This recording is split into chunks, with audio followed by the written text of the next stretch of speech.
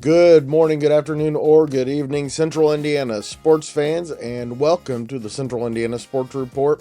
I'm your host, Greg Mengelt, proud former Frankton Eagle and Elwood Panther, with a recap of the Frankton Eagles' 62-34 win over the Elwood Panthers at the Eagles' Nest on Friday night.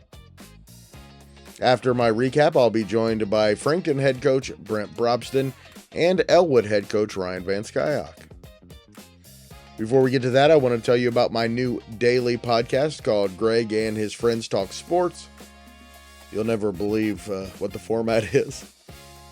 Every day, 10 to 20 minutes, my friends and I talk about what's going on in sports in Central Indiana and around the country.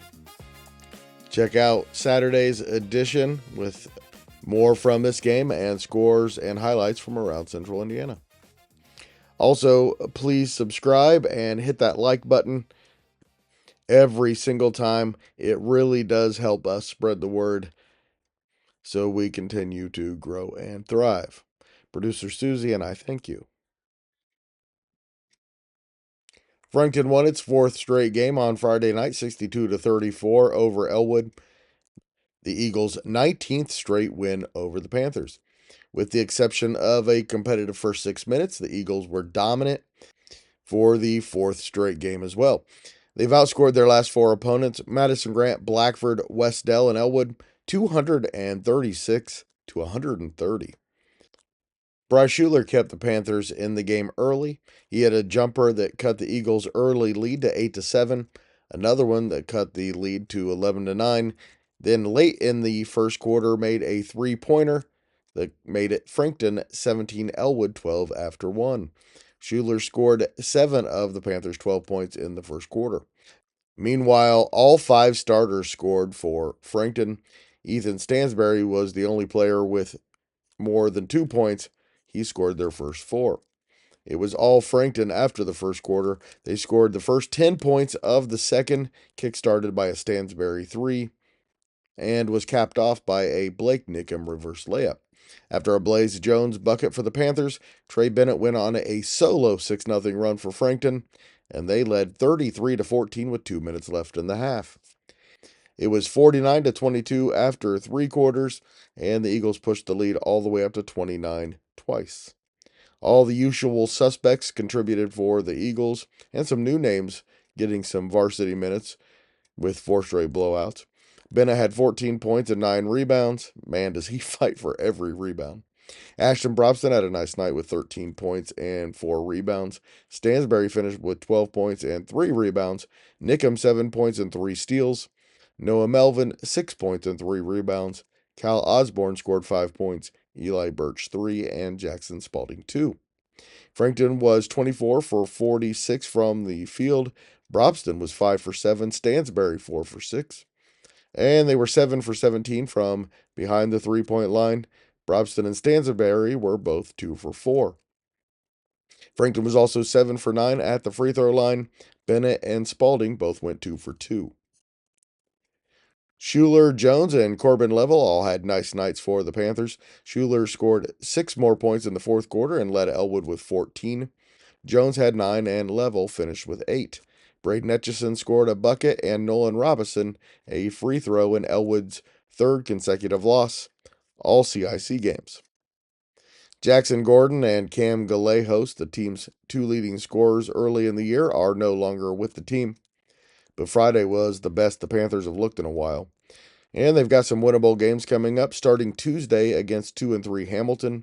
There are also games left against 5-11 Tri-Central, 1-9 Southern Wells, winless GEO Next Generation, 2-11 Blue River Valley, 6-7 Anderson Prep, and 3-9 Cowan. Their other game is against unbeaten and top-ranked Oak Hill. Frankton is back at it on Saturday night against Tri-Central on the road. The Trojans lost their third straight game on Friday night, 53-32 against Delphi.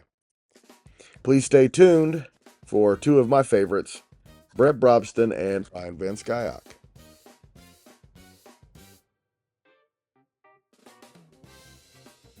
Make sure you check out the Elwood Panthers report on Wednesday and the Frankton Eagles report on Thursday every week the rest of the season. All right, Coach, fourth straight win. A lot of good came out of tonight's game, right? I think so. I think it was a good team win, good camaraderie, got a lot of players in. Was able to see the development of some of the kids we want to see play a lot, and yeah, real good win. Getting to see the JV a little bit, I think that can be valuable later in the year, right? I think so. We want to see Osborne and Klein and Fair and Spalding play some good minutes in this. They've kind of been the four guys that have led our JV so far, and so it was great to get those guys minutes that were instrumental. Cal played a really good second quarter.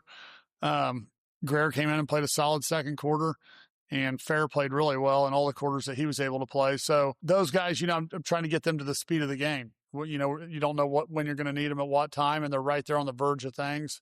They're leading our JV, but they're also, on the verge of being able to help the varsity too in important situations. So really proud of those guys. It was good to get them in with those six that have been playing a lot. And then to get some other guys in down the stretch was important. And being able to see, Ace and Barker play and some other kids get in towards the end was really important. And again, you got to like seeing the team held to 32 points. Yeah, I thought our defensive effort was outstanding. And the first quarter was a little rough. I thought we got off to a little bit of a rough start and we allowed too many open looks. Didn't have a hand up. We needed to play with a little more caution early. Elwood did a good job attacking our zone defense early, and they were ready. They were ready to play, and Elwood played hard. I mean, they're going to under Ryan. He does a great job, and regardless of what the outcome is, the kids play the game the right way, and they play the game hard. Quick turnaround. Again, another double weekend. Go to Tri-Central. What are you looking for from your team on Saturday night? I want to see if we can go back-to-back here on Friday and Saturdays and win 4 in a row. It'll be 5 in a row, but to win 4 in a row or those 2 back-to-back weekends are really important because these are like Friday, Saturdays of a sectional. So how will we be physical tomorrow? Our physicality and where will we be tomorrow will be important to see. All right, Coach. We'll look forward to hearing from you tomorrow night, and congratulations on another win. Hey, thanks. Thanks for everything you're doing for Frankton. We really appreciate it. Please stay tuned for Elwood head coach Ryan VanSkyock, and just want to remind you one more time, it's very helpful. Please hit the like button, subscribe to the Central Indiana Sports Report, and tell your friends about us. I know you're thinking of a friend right now who would love the Central Indiana Sports Report. Let them know about it. Thanks so much. Here's Ryan. All right, Coach. Loss here tonight at Frankton, but in a lot of ways, pretty good performance coming off of a couple pretty bad ones. Yeah, I thought our kids competed really hard. Again, for not being able to practice hardly at all this week. Again, we've had some unfortunate situations. We've lost 90% of our scoring with two kids gone now. That's rough on a team. I was proud of how our kids battled a little of adversity that we're facing right now, and I thought they competed really hard. I know we got beat by 20-some, but I felt like early on, we had 6 points on wide-open layups that we missed. Sure. I felt like if those would have dropped, I would have cut it to about 2-point game with middle of second quarter, and we missed those, and they went and scored the next 3 possessions, and that's the killer for us. I think when we look back on tape, there's probably going to be 2 stretches of more than 6 minutes we didn't score the basketball. And when you don't do that and you're facing a really good basketball team and they do score, that's when those games get out of control. So we just got to do a much better job of trying to put the ball in the hole when we're open around the basket. Looked like better ball movement, looked like better player movement, looked like the team was a little more in sync tonight. I thought they played together as a team. I thought they did a great job of sharing the basketball. I thought they communicated pretty well on the defensive end together. Again, we just try to keep building confidence in them when they're open to hit down those shots. And eventually, hopefully, they shot a little bit better tonight, but the shooting percentage is still not very good for us. So, continue to just keep working and plugging along, and hopefully those shots fall, because I felt like we had some decent looks tonight. I eavesdropped a little on the post game. There was some talk about how good the program is over here at Frankton and how you'd like to get yours to that point. Just talk about that a little bit after watching them tonight. Yeah, I was under Coach Steele, is one of the best coaches in the state of Indiana. I played for him, coached under him for 10 years before I went on to be a head coach. Coach Brobston's the same way. They build a system. The kids buy into the system. If they don't buy in the system, you're not playing here. And they just continue. It's never a rebuild. They just reload. And you've seen it tonight, like the first quarter or first half, sub 10 guys and just like that, and they don't ever lose a beat. So as everybody knows, Elwood was such a mess when I got here 4 years ago, winning 3 games in 4 or 5 years. Basically, the whole thing was just craziness. So I felt like we've done a great job of trying to get where we want to be. We still got a lot of work to go where we want to be, but I feel like we're turning the corner. And like we told them tonight, that's a great team to look at of how you want to be as a program and how to do the things the right way. And credit Coach Brobston and his staff. They do an unbelievable job. And credit to their players. They're amazing kids. I've been around them a little bit. You won't meet more probably respectful kids that I've been around, and I've been around a long time in the high school, and credit to them. I mean, they just buy into that system and they play hard, and he gets everything else out of them. Coach, thank you so much, and we will talk to you after the game at Hamilton on Tuesday night. Thanks, buddy. Thanks, Coach. Thanks so much again to Coach Brobston and Coach VanSkyock. Thanks once again to you for listening. We will be back Tuesday with a recap of Elwood's game at Hamilton. Then an Elwood Panthers report on Wednesday. Then it'll be a very busy Thursday here on the Central Indiana Sports Report. The Frankton Eagles report comes out sometime early Thursday afternoon. And then we will have reports on Frankton's game at home against Tri-High and Elwood's home game against Tri-Central. We will also have a girls basketball scoreboard show for you on Tuesday, Wednesday, Friday, and Saturday.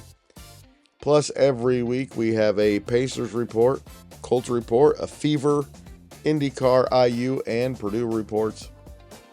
And it's all a lot of fun. Please join us for all of it.